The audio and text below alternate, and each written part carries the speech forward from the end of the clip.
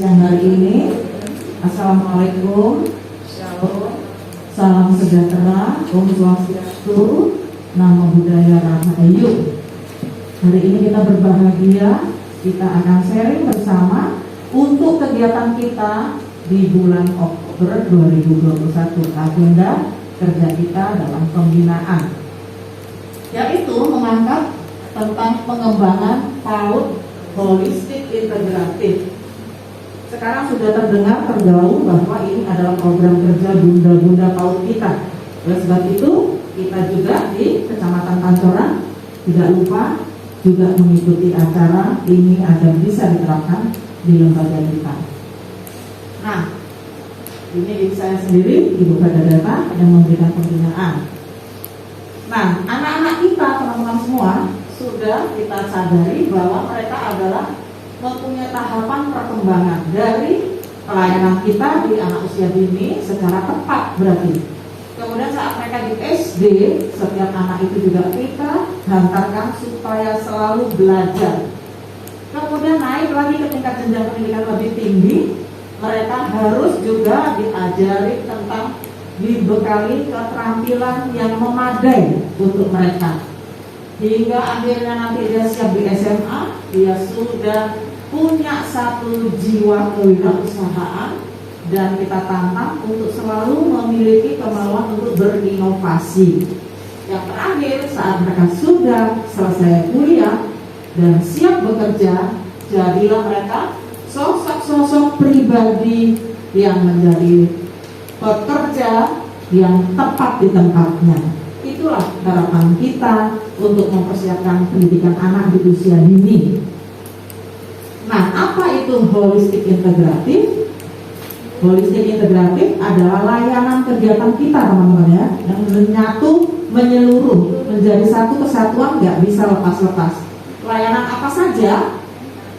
Iya, layanan satu sesuai dengan Peraturan Presiden Nomor 60 Tahun 2013 ada 6 layanan. Layanan apa yang pertama, teman-teman?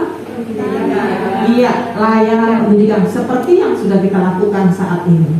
Kegiatan-kegiatan aktif yang sangat mendukung anak, memberikan yang terbaik, memperhatikan anak. Kemudian peserta didik menjadi pusat nomor 1 kegiatan proses belajar mengajarnya. Yang kedua apa, teman-teman? Kesehatan dan gizi.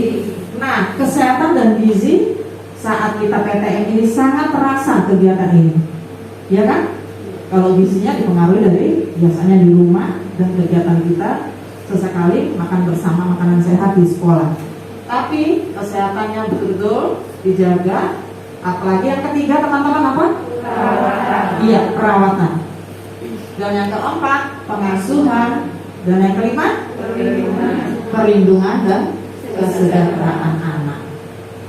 Nah, teman-teman, ini dia gambaran-gambaran sekolah kita, termasuk bagian layanan kegiatan holistik integratif di lembaga kita, di sekolah kita. Anak-anak betapa harus sehat dengan mencuci tangan di air mengalir. Guru-guru juga bersemangat untuk mengukur suhunya. Jika sehat sesuai dengan panduan, ia boleh masuk ke dalam sekolah kelas untuk belajar. Jika tidak, mereka harus masuk ruang kamar isolasi. Kemudian guru-guru tak lupa juga apa yang dilakukan, Bu? Mengukur lingkar kepala. Kenapa sih, Bu, perlu lingkar kepala itu? Kalau ada kelainan agar cepat tertangani, terdeteksi. Iya. Nah, untuk pendidikan anak usia dini adalah pengendalian dan penjaminan mutu di lembaga kita. Tentu ada orang-orang yang paling berperan di situ. SDM-nya, sumber daya manusianya yang tepat untuk menangani. Siapa mereka? Ya kita semua. Ada pengawas, ada pemilik, ada kepala sekolah, ada yayasan, dan paling utamanya adalah pendidik. Pendidik itu berarti terlibatnya kepala sekolah dan seluruh guru. Itu dia ya, itulah kerangka pembangunan PAUD di seluruh Indonesia. Di seluruh Indonesia, Bu ya, bukan hanya di DKI. Iya. Mengapa mereka penting, teman-teman? Seperti tadi, progres perkembangan anak-anak tadi, sehingga dia tamat kuliah supaya bisa bekerja di tempat yang tepat.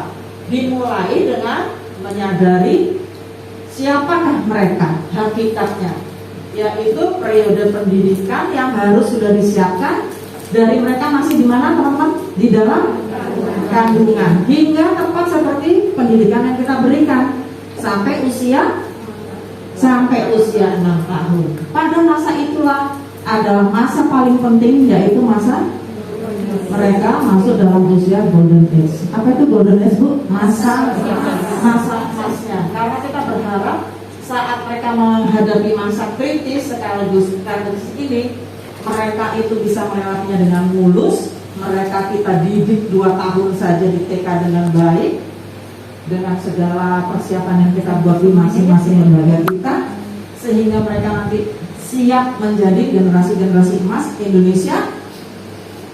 Tahun berapa, Bu? Indonesia emas kita? 2045. Iya, 2045. Siap teman-teman? Siap. Siap kita untuk mendidik anak kita? Siap. Jangan mau jadi kacung mereka, tetapi harus menjadi pemimpin. Yang sudah dilakukan dari lembaga-lembaga TK di Kecamatan Pancoran. Ada anak yang mengukur suhu tubuhnya sendiri, sudah mampu mandiri, tidak lagi dibantu dengan termogan dari orang lain. Ya, Bu. Mari kita bersama-sama dengan situasi apapun di sekolah kita asuh anak kita hingga dia bisa menjadi pribadi-pribadi yang tangkas dan mandiri. Iya. Ternyata teman-teman semua juga sudah merasakan ini, karakteristik mereka, anak-anak yang kita didik di sekolah kita, baik dari KB-nya, baik dari TK-nya, ya. Yang pertama, mereka semua ibu rasakan sebagai anak yang unik. Terus mereka tapi keras kepala, mau menang sendiri, disebut egosentris. Terasa ibu ya, ada yang gendut maunya makanan di mejanya terkatak, baru dia mau belajar di sekolah saat PTM, padahal kita nggak boleh bawa makanan. Iya, kemudian anak itu aktif dan energi. Oleh sebab itu lampiaskan dengan kegiatan-kegiatan. Tapi selama PTM belum boleh, mereka masih harus duduk manis. Kemudian semua mereka memiliki rasa ingin tahu yang sangat tinggi, banyak bertanya, banyak ngomong. Dan jangan lupa teman-teman, dieksplorasi, diaktifkan mereka untuk memuaskan jiwa berpetualangnya, pengen tahunya, daya fantasinya, kemudahan mereka putus asa, frustasi, kurang pertimbangan, tetapi tetap berbela belajar dan menunjukkan berminat pada temannya. Kalau melenceng dari tanda-tanda ini nggak ada, itulah yang harus menjadi perhatian. Lanjutkan kita membuat rujukan, termasuk tadi mengukur kepala. Kalau ada yang tidak sesuai dengan aturan, tentu kita membuat rujukan. Kita tanganin sendiri nggak ngerti, Bu. Mau omong-omongin, memang bisa sembuh? Tidak, ya. Oke. Ini juga kegiatan kita di sekolah kita di TK-TK Kecamatan Pancoran. Anak-anak itu aktif dan energik. Nah, prinsip belajarnya mereka yang harus kita berikan. Yang pertama apa, Bu, layanannya? Apa yang harus kita berikan kepada mereka? Anak harus belajar aktif. Yang kedua, mereka ternyata juga memiliki kematangan sendiri. Jangan dipaksa, makanya belajar membaca, menulis, berhitung terburu-buru. Tapi sampaikan dengan cara menyenangkan dan bermain. Kan kita taman kanak-kanak. Taman itu tempat untuk apa, Bu? Bermain-main, tapi mendapatkan pembelajaran. Iya. Kemudian memanfaatkan lingkungan, karena anak belajar dipengaruhi lingkungan. Ibu lingkungannya petani, angkat tentang petani. Ibu lingkungannya di kompleks DPR, tentang DPR. Ibu lingkungannya di masjid, ceritakan tentang situasi kegiatan di masjid. Semua lingkungannya berbeda-beda, ya Bu ya. Kemudian anak juga belajar dari kombinasi pengalaman fisik dan interaksi sosialnya. Anak belajar dengan gaya yang berbeda-beda dan belajar melalui bermain. Inilah yang terus kita angkat, Bu. Jangan lupa, jangan teoritis, gambar melulu, mewarnai melulu. Warnanya untuk mewarnainya, karena Grebel yang bikin lomba itu melulu. Bu, sekali-sekali pakai kunyit, sekali-sekali pakai arem, sekali-sekali pakai getah, sekali-sekali pakai buah naga. Ya kan Bu? Anak-anak kan bisa kalau dimakan juga mereka pipis maupun pupnya merah. Nah, begitu teman-teman ya. Jadi bisa dipakai, jangan kira-kira ini nggak enak. Udah jadi sponsor. Jadi itu terus. Oke. Iya. Ini dia juga berorientasi pada usia yang tepat, berorientasi pada individu yang tepat dan konteks sosial serta budaya. Ini juga kegiatan di sekolah kita. Anak harus bergairah belajar. Itu di mana ya teman-teman? Pakai tongkat dia. Kayak tadinya tongkatnya dipakai untuk selfie, sekarang pakai untuk mengontrol anaknya. Yang satu lagi juga ini sedang belajar dengan bersemangat. Jangan mengatakan teman-teman masih PJJ nih, masih pembelajaran dari jarak jauh atau masa PTM, belajarnya hanya mendengarkan. Jangan ibu ya, tetap bereksplorasi. Oke? Nah ini juga teman-teman tadi yang sudah ditunjukkan, yang mengukur tingkat kepala, juga mengukur tinggi badan. Selama kita belajar di rumah, mereka tambah gemuk, mereka tambah tinggi. Semuanya ya Bu ya, lebih semuanya. Nanti waktu Januari mudah-mudahan mereka bisa direm lagi kemauan banyak makannya. Yuk. Iya, pendidikan anak usia dini yang holistik integratif itu adalah kegiatan ini teman-teman. Anak usia dini tadi sudah dibahas, kemudian pengembangan PAUD-nya itu karena kebutuhan esensial anak-anak itu beragam, tetapi saling terkait secara utuh dan dilakukan secara simultan, sistematis dan terintegrasi. Oke, itu dia. Nah, kalau kita buka tadi yang kepres tadi, ini dia tujuannya. Kepres nomor berapa tadi Bu? Iya, tahun? Iya. Antara lain ada tujuannya. Tujuannya itu untuk mewujudkan anaknya Indonesia yang sehat, cerdas, kemudian ceria dan berakhlak mulia. Itulah butir-butir juga dari 6 pilar pendidikan karakter Pancasila.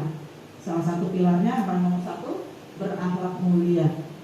Ya, oke. Ini juga ada di dalam kepres itu tujuan khususnya, terpenuhinya kebutuhan esensial, terlindunginya anak-anak kita dari segala bentuk kekerasan. Ini sedang digaungkan Bu ya.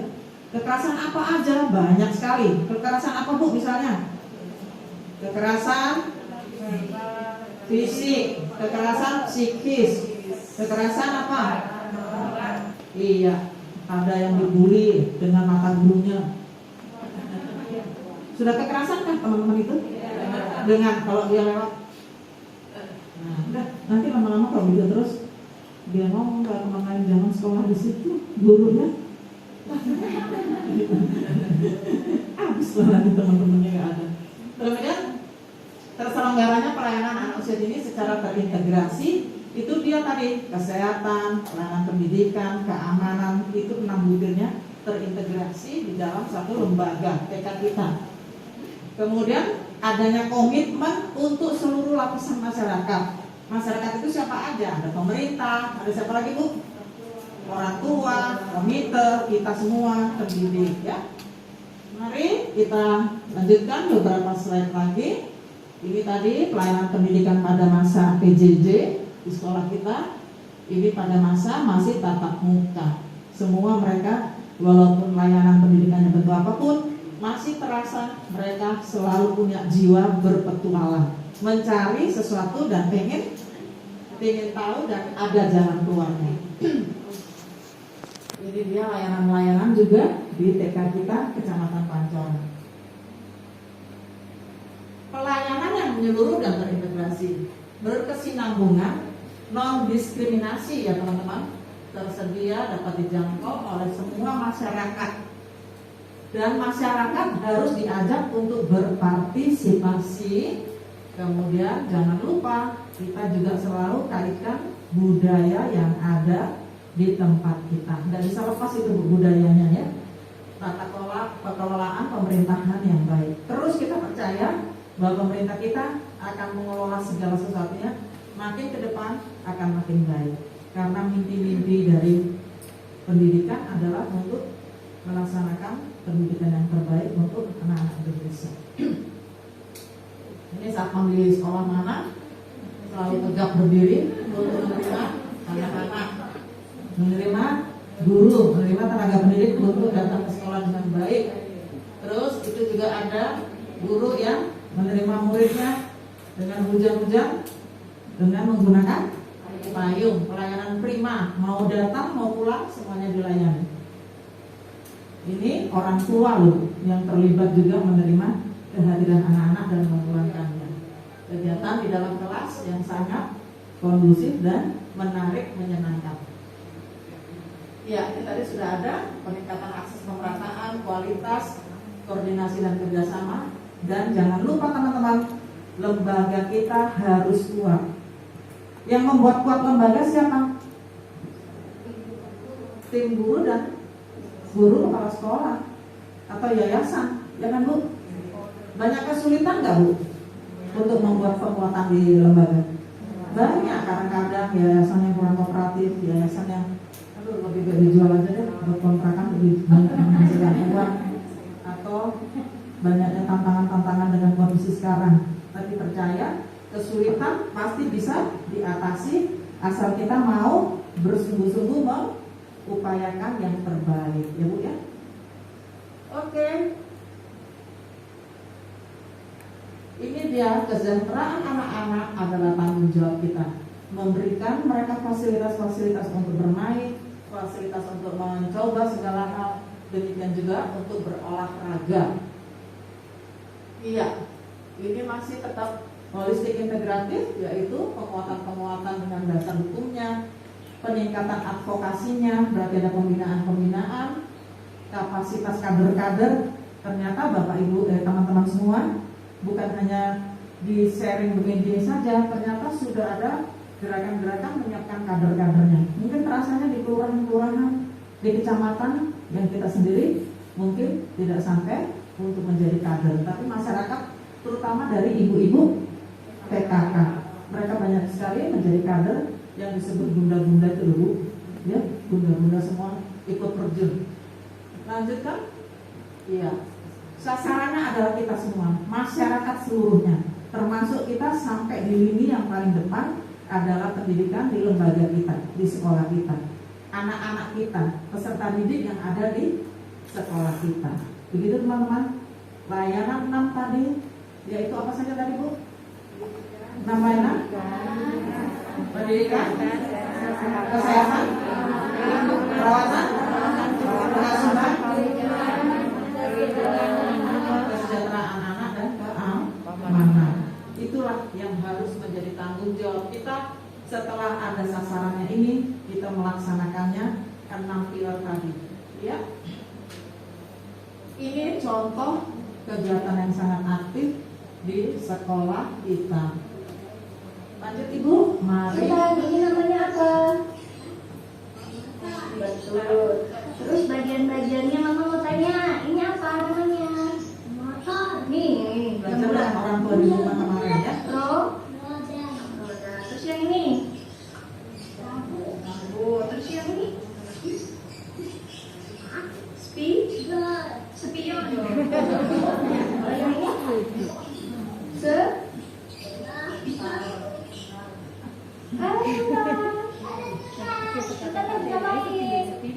Iya, terima kasih kepada seluruh teman-teman. Mari kita bertepuk tangan.